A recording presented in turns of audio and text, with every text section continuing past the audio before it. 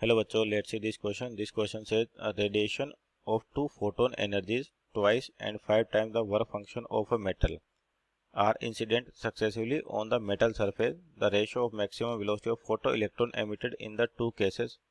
तो देखिए आपके पास दो फोटोन है डिफरेंट एनर्जी के. पहला तो 2 गुना और अगला 5 टाइम्स है किसका, वर्क फंक्शन का, जो मेटल अपने पास यूज कर रखा है. तो आपको दोनों केस में जो काइनेटिक एनर्जी आ रही है, सॉरी, जो वेलोसिटी आ रही है मैक्सिमम, यानी कि जब काइनेटिक एनर्जी मैक्सिमम होगी तो वेलोसिटी आपके पास क्या होगी, मैक्सिमम होगी.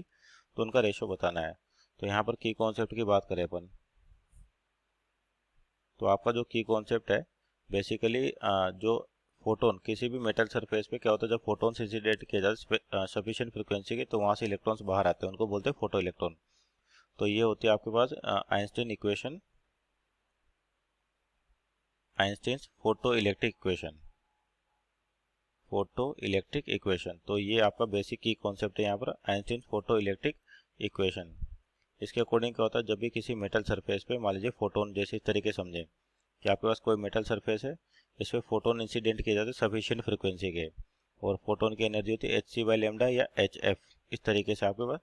तो इस सरफेस से क्या होता है, इलेक्ट्रॉन बाहर निकलते हैं, लेकिन इसके लिए कोई पर्टिकुलर कंडीशन से आपको लाइट स्पेसिफिक फ्रिक्वेंसी की होनी चाहिए. तो वो फ्रिक्वेंसी जब इस पर गिरेगी तो इलेक्ट्रॉन्स बाहर आएंगे, और बाहर आने से पहले इस मेटल का कोई ना कोई वर्क फंक्शन होगा जिसको फाई से डिनोट करते हैं. उतनी एनर्जी खर्च होगी, और मान लीजिए कोई लॉस नहीं होता, यानी कि केवल जो एनर्जी लॉस हो रही है वर्क फंक्शन के रूप में हो रही है. तो जो इलेक्ट्रॉन बाहर आएगा ये मैक्सिमम एनर्जी का आएगा या मैक्सिमम वेलोसिटी का आएगा. कि अगर अपन सारे लॉसेस को क्या मान लें, आइडियल मान लें, कोई लॉस नहीं हो रहा, तो आपके पास जो वेलोसिटी आएगी वो कौन सी आएगी, मैक्सिमम आएगी. तो आइंस्टीन इक्वेशन जो आपके पास है क्या होती है, काइनेटिक एनर्जी मैक्स, यानी कि के मैक्स, जिसको अपन लिखें इक्वल टू क्या होता है, H F minus phi. H F होगी फोटोन एनर्जी.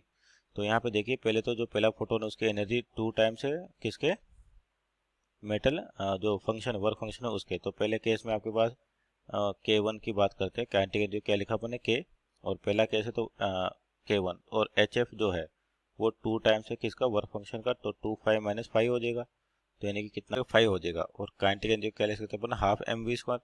तो हाफ एम, और पहले की बात कर रखी है तो we one square equal to कितना हो गया, 5 हो गया आपके पास. मानते क्वेश्चन नंबर 1 है. उसी तरह से दूसरे वाले के लिए लिखे, तो दूसरा जो फोटोन है उसके लिए जो काइनेटिक एनर्जी मान ली के टू, और उसकी जो एनर्जी 5 टाइम्स है किसके, वर्क फंक्शन के, यानी कि 5 5 माइनस 5 यानी कि 4 5 हो जाएगा आपके पास, 4 5. और एनर्जी को लिखे अपन half M v two square, यानी कि m v two square equal to कितना हो जाएगा, 4 पाई. तो ये तो हो गया आपको इक्वेशन नंबर 2. तो अपने को रेशो चाहिए, तो इक्वेशन 1 डिवाइड बाई इक्वेशन 2 करें, तो यानी कि एम एम ये 1/2 वाले टर्म कैंसिल आउट हो जाएगी, सिंपल बचेगा v one square upon v two square. तो we one by v two आ की तरह 1/4, 5 कैंसिल आउट हो जाएगा. तो we one upon v two का जो रेशो आ जाएगा आपके पास, ये आ जाएगा 1/2, that is 1:2. So our final answer is 1:2, 1:2. V1 ratio V2 equal to कितना, 1:2 मीन्स ऑप्शन चेक करें तो option number A is our right answer. Hope you understood well. Best of luck.